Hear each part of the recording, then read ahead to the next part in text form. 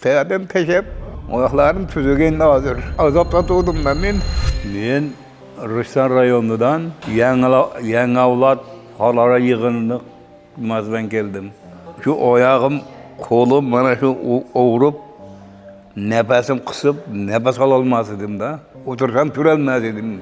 Bir de nefes alardım da, ikinci nefeske bu masi kıynalardım. Arada badalik yürüdüm ki bu ahırı bulmaya kaldım da. Koltukta yasa kaldım ki oğlum. Bu da devranına mı çıkıp yatalmazdım da ayağımı kötüremez idim. Vallahi kötürüp koyardı. Şimdi abi kıynalgam ben. Kim şundağa televizyonda körüp bağıran kebir şu uçağını mesgaliye kılaya gidip tıl boğuldu da.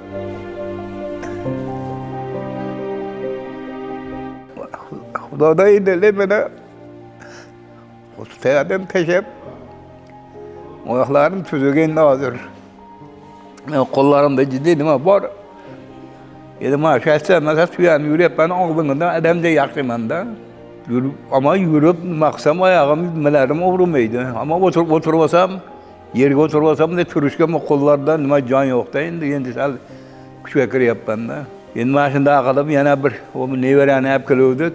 Tane şey piti yapız yana muzabbir. Nima menen gaplaşamiz ekan. Doktor Alin doktorlar menen deb. Şunda oşadan kelip mana davolanib şifa topib ketdik da oğlum. Doktor Alinni komplitdan içdim o'shanda.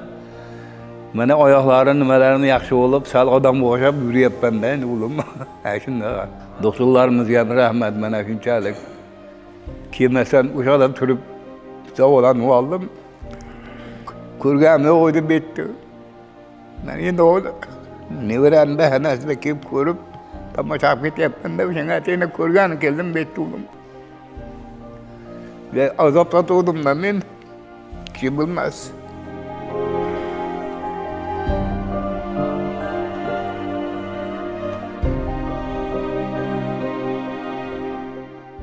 Allah'a şükür bana yürüpüz, ilge koşulup.